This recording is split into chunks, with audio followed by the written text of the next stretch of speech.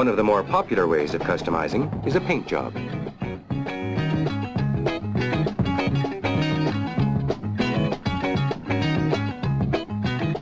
The difference is judged at car shows throughout North America. Steve Arkell specializes in custom painting. In 1972, he won Outstanding Use of Color Award. Steve is one of the few custom car painters in Canada. I think that very few painters in Canada are willing to take a gamble and go strictly on custom paint because they feel that there isn't a demand for it. People want to personalize their car, and this is the only way really that they can do it is in paint. When I'm asked to do trick, rather than draw it out first or draw it out on paper the way I want it or to chalk it out on the car, I find it's much easier just to tape it by eye. Possibly it's just easier for me because I've got the feeling for the tape, or I've got a good eye to get it on straight. Whether I do straight paneling or curves or teardrops or flames, I always just tape it right out on the car.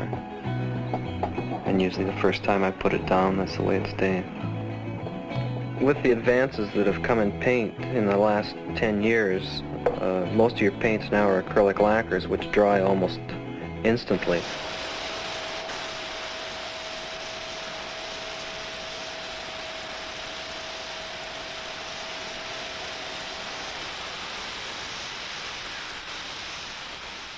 When you're spraying the colors for trick work, it's not quite so critical if it's just very light fogging over top of your tapes. You have no problems.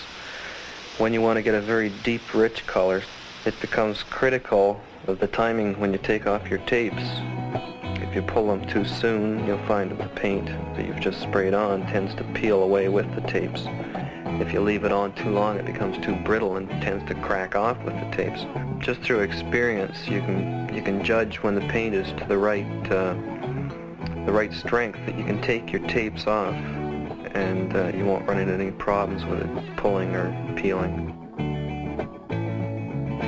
If the person that comes into me gives me the idea of the basic color they want and whether they want it loud or subtle, then I'd rather just take it from there and do it myself, because I take the person and try and view them and get a feeling of what they're like and try and put them themselves into the paint job. The average guy that comes up just wants to personalize his car, make it strictly his machine, something that nobody else has.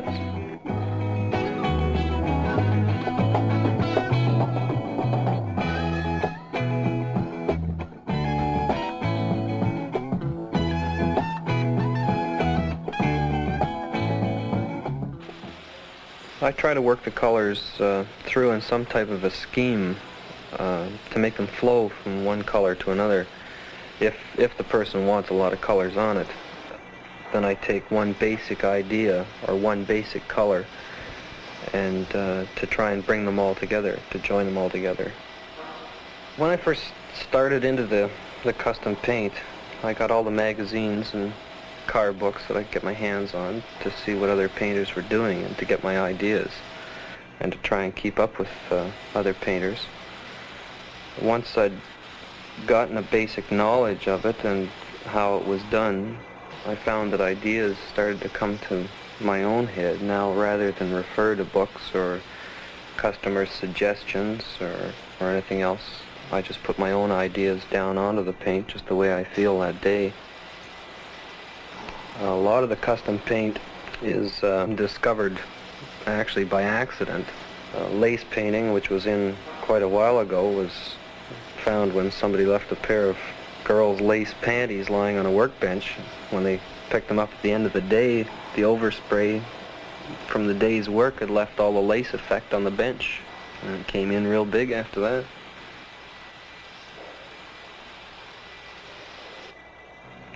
I usually use either diamond dust, which is industrial diamonds ground up very fine, or what they call Myra, which is another type of prismatic metal flake.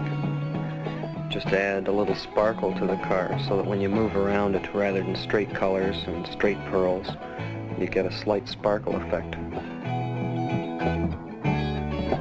I never took any art courses at school or any type of art training. I always feel that I should, because it would probably open more doors to my imagination. I could probably accomplish more that way than by taping out 50 cars. Like, I come to a point where you come to a wall, like you can do so much, and then you're stopped just because you haven't got training. It's just got to come from your imagination. To work on imagination can take you a long time to come up with something new. Well, I was told one of the best things to do would be to get into a studio with other artists and just do like sketches and that type of artwork. Just being around other artists and getting other ideas and seeing how they go about it can open up so many doors. This is probably why other painters come to my shop and watch what I'm doing. Very seldom I let them see anything, but that's probably why they come, to get ideas. I hadn't achieved a focal point. I left the rear deck for this purpose. Through just sheer thinking about it, the car had to have somewhere on it brilliant colors, very brilliant colors, more so than the rest of the car. The rear deck was ideal for this in the idea of a mural. The first scroll on the mural, I think I taped out about 20 times.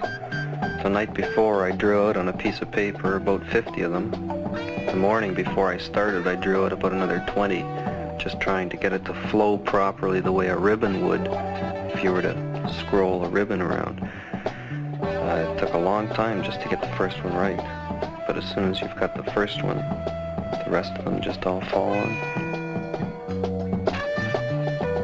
The car was trippy looking color-wise, pattern-wise.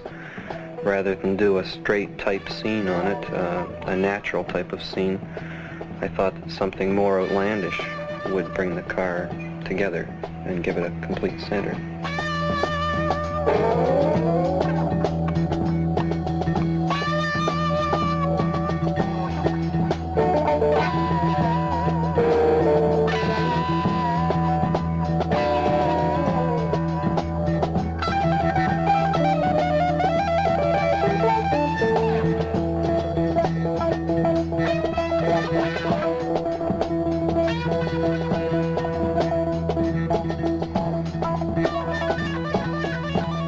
Use the small stars to accent the high points of the car. Wherever you feel that the light would hit on a bright day, you put one right there so that it strikes you.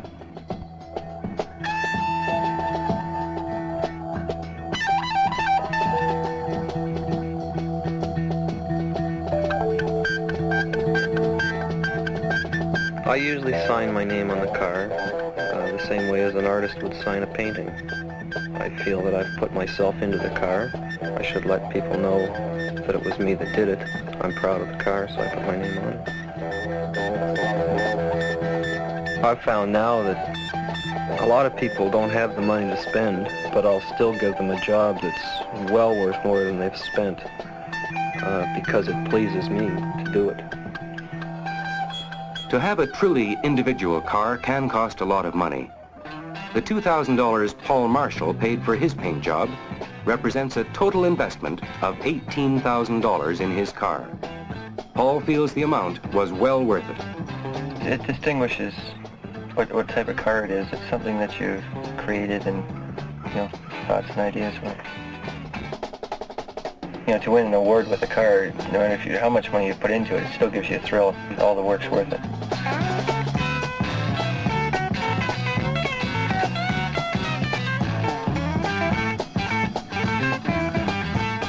I've gone through quite a few cars. Besides the Corvette, there's a Vega Pro car, which is used only for drag racing, and a Cadillac, and a 5-ton truck for the Vega, which is also used for the Corvette to get them to and from car shows and races. Kind of expensive hobby. You get a lot of kicks driving down the street. A lot of little kids come running over, and they really appreciate it. And in the world now, you see a lot of just plain blues and greens and something to, you know, a bit more colorful. It's kind of neat.